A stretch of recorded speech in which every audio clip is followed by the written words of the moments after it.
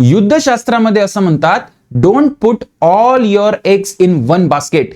याचा अर्थ सगळी आपली स्ट्रॅटेजी, शस्त्र एकाच ठिकाणी कॉन्सन्ट्रेट करून ठेवायची नाही, कारण जर शत्रूचा तिथे हल्ला झाला तर आपल्याला बॅकअप उरत नाही आणि आपला पराभव ऑलमोस्ट निश्चित आहे. MHT CET 2026 साठी नकळतपणे आपण ही चूक करतोय का? मला काय म्हणायचंय, are you relying on chemistry, maths for your score? Maths वर तर रिलाय करतो सर आम्ही, त्याच्यात काही प्रॉब्लेम नाहीये, मॅथ्सला 100 मार्क्स वेटेज आहे, तिथे केलंच पाहिजे. पण केमिस्ट्री जर लेंदी आला तर सर असं होऊ शकत नाही, केमिस्ट्री आतापर्यंत लेंदी नाही आला. पण तुम्हाला तेच सांगतोय, JEE 2026 ला काहीतरी असं झालं की ज्यांनी आपल्याला विचार करायला भाग पाडलं. जेईच्या काही शिफ्ट्समध्ये यंदा ज्यांनी जेईची एक्झाम दिली असतील ते ऍग्री करतील, काही शिफ्ट्समध्ये केमिस्ट्री जो आपण ग्रँटेड पकडतो तो लेंदी होता, केमिस्ट्री लेंदी होता. जर तुम्ही बघितलं तर या शिफ्टमध्ये, ही कुठली शिफ्ट आहे, 24 जानेवारी, अजून पण काही शिफ्ट्समध्ये केमिस्ट्री वॉज लेंदी. आणि त्या शिफ्टमध्ये फिजिक्स जो आहे तो मॉडरेट होता, easy to moderate, easy to moderate, easy to average. म्हणजे जिथे आपण पकडत होतो डिफिकल्ट असतं फिजिक्स, ते सोपं आलं. आणि केमिस्ट्री कॅल्क्युलेटिव्ह आला.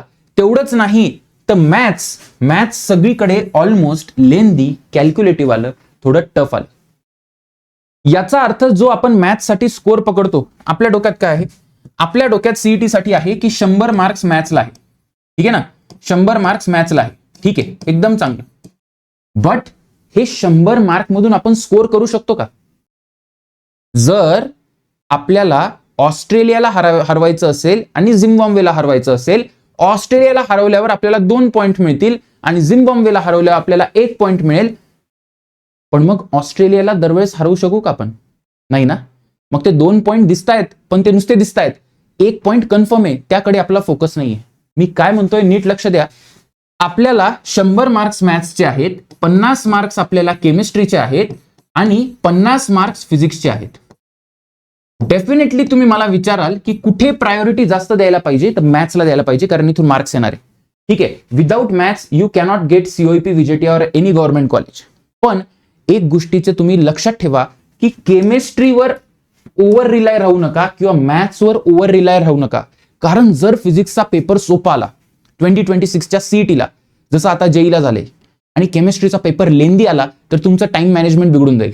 आता आपण काय करतो, टेस्ट देताना असं करतो की 50 ते 55 मिनिटं, 50 ते 55 मिनिटं कशाला देतो सर आपण 50 ते 55 मिनिटं देतो फिजिक्सला.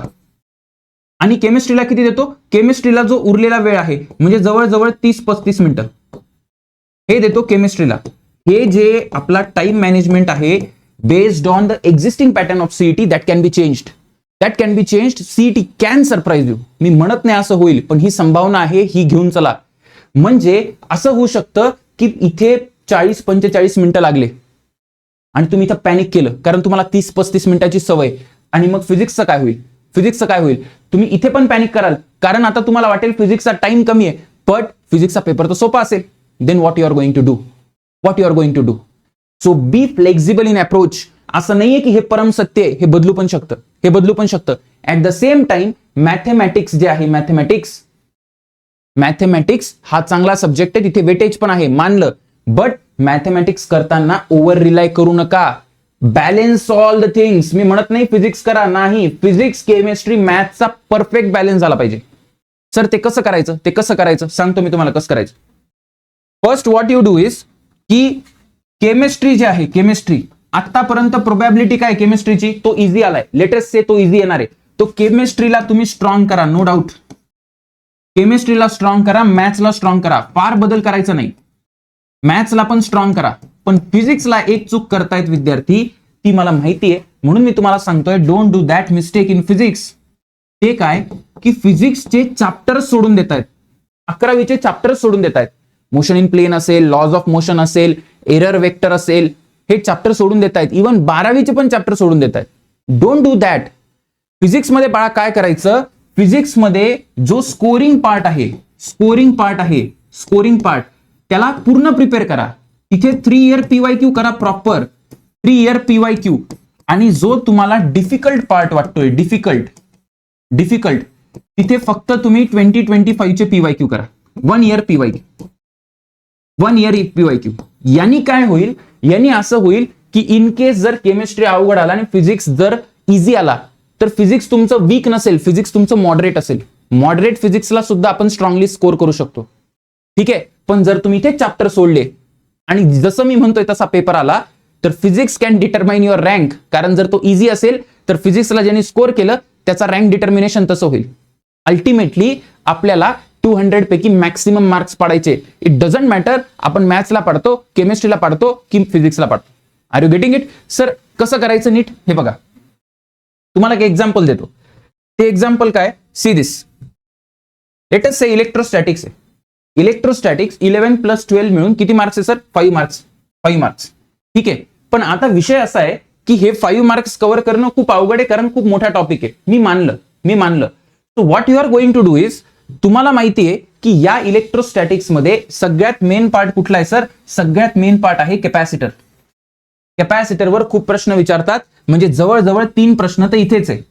मग बाकीचे जे हे आहेत टॉपिक्स आहेत तिथे फक्त तुम्हाला फॉर्म्युला प्लस बेसिक